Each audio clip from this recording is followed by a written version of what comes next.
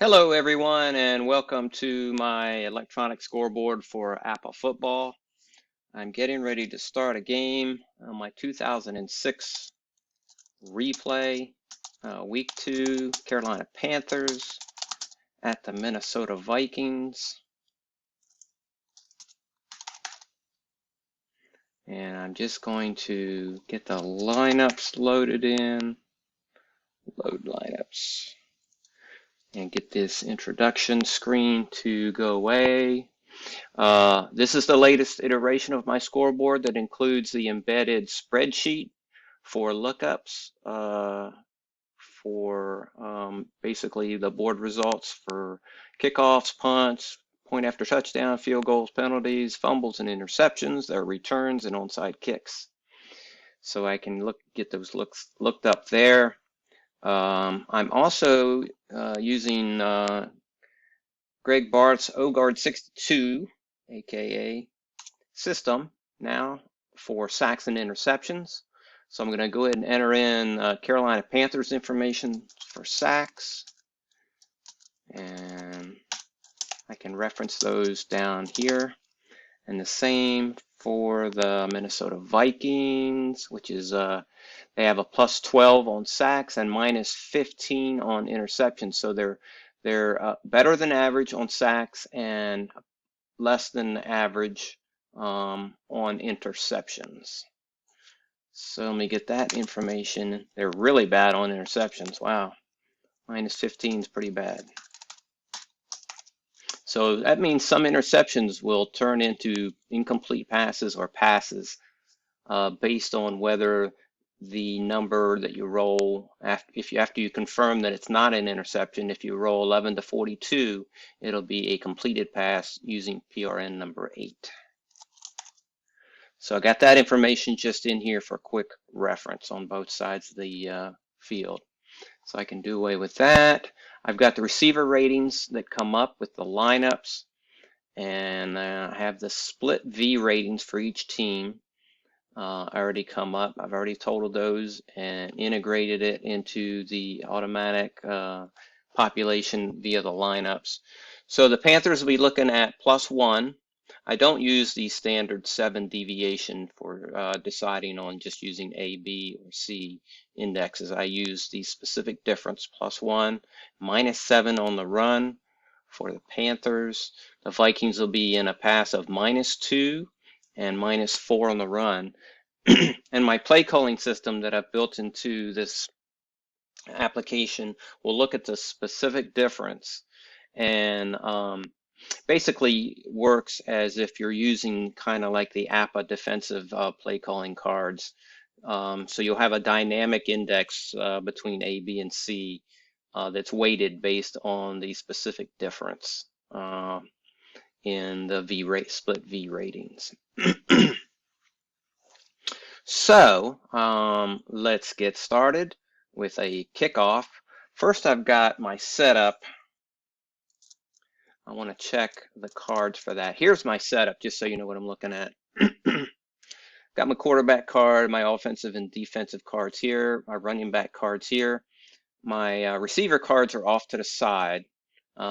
Normally, I don't have to reference them in case unless sometimes I just want to look at them to see which one is the tight end, which normally I know them.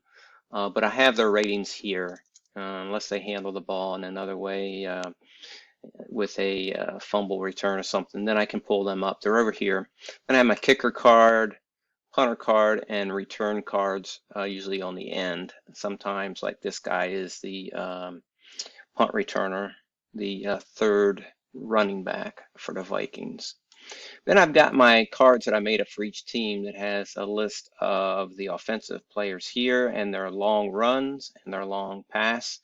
So I know if they, this is basically, I allow them to do their longest pass completion and their longest run from scrimmage there. And I have their statistics on there as well. I have the team records. And also what I'm going to reference right now is how many passes versus rushes. So I can set up the play calling system for each team. And they're both equally about 100 more for the season on pass attempts. So the way I handle that is I'll put them in a passing situation, and then I'll kind of tear them down to the balanced so I can get them not crazy in passing, but more passing than rushing. So we'll start off both of them in the passing mode, and then I'll take them down to the more balanced to kind of get it right. So for the kickoff, I will not use well, for this demonstration, we'll use the on-screen dice. I usually go ahead and use my trusted shaker here and do manual rolls, but for this, we'll use the on-screen dice. We have a 22, so I suspect that's going to be into the end zone. And let's see. Yeah. Oh, no, it's only 63. So I don't know if I used the right number on that one. Let's see, 22. I should have used a pass column 3. Yeah, it's a touchback. So, we'll start the Vikings off. 1st and 1, 1st and 10. And we have a short pass to Travis Taylor, the #1 receiver, with a roll of 61 off of Brad Johnson's card, and that's an 11. And we'll be bringing it up to an AD because the call was a BD, but it's 11 AD, and that's a gain of 7. 2nd and 3, outside run for Meweld Moore. That's the 3rd string running back. And that'll be off the CS index with a roll 25, 16 CS, and that'll be a 9-yard pickup. Wow. So they're off to a good start. 1st and 10, Vikings from their own 36, medium pass. 24 is a 14, and that is not going to bode well. Let's see, on a medium pass, and that's incomplete.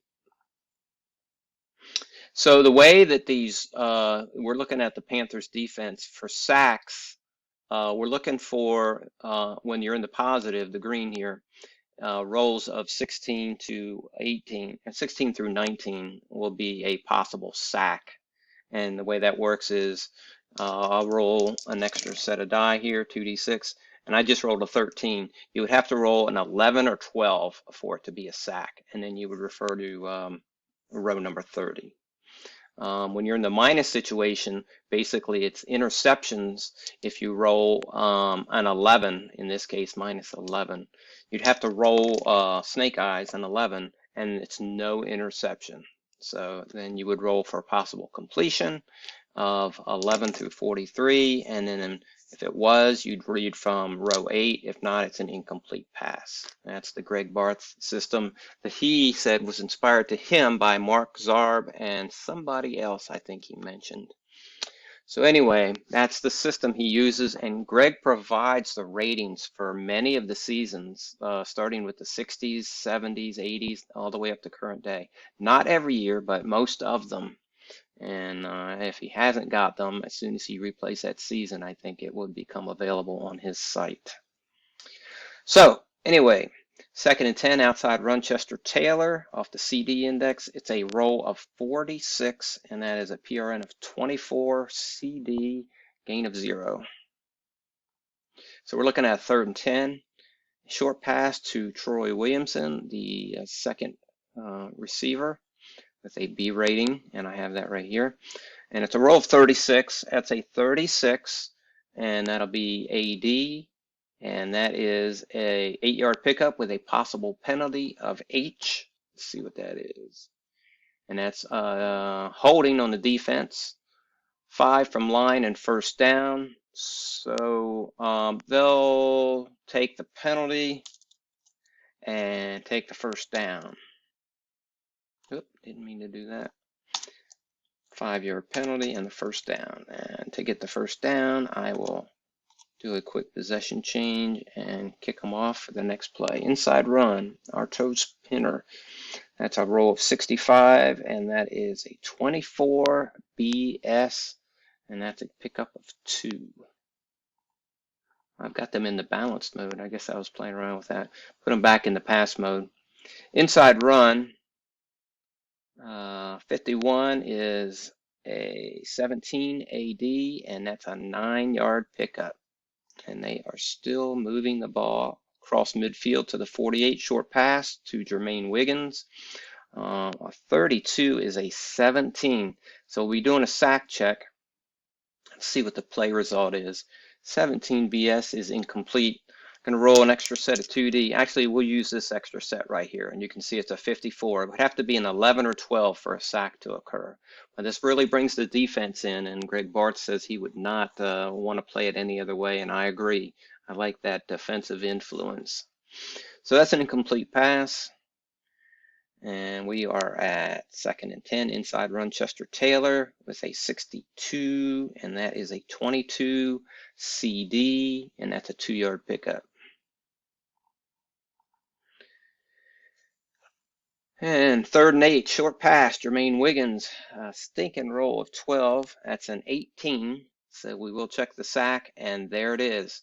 And there's a demonstration of that system. So this is a sack, but the actual play result would have been a B rating. Will bring it up to a BD. So 18 BD would have been incomplete. But based on this system, we're going to read from row 30 because the secondary roll was equal to or less than the sack rating.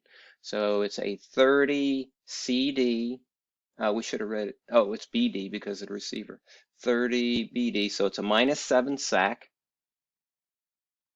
So it's a sack, -7, and that's bringing Carolina's defense into play because they had a positive rating of 12. And then I'm going to note the sack for my statistics, not for that team. Get rid of that. For the Panthers. And I'm going to roll, and I'm going to use the other card that I've created here. That uses Ray Dunlap's system for determining who made the sacks. And it's a roll of 63, and that'll be Chris Draft on the sack. So Chris Draft on the sack of Brad Johnson, bringing up 4th down.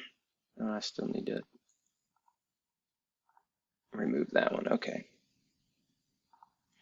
So it brings up 4th down. It'll be a punt for the Vikings kicker, Chris Clue, with a roll of 46, and that'll be a 12 on the punt, and that's a 34-yard kick, and a return of 21. I'll use the secondary dice roll here, 21, and that is a 26. It can't be too good.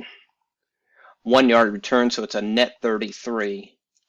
So there you go. Panthers will take over, 1st and 10, and I'm about out of time on my recording. So just wanted to kind of give an overview of where I'm at with my scoreboard now. I've integrated the sack and interception system inspired by Greg Barth, OGuard 62, and the embedded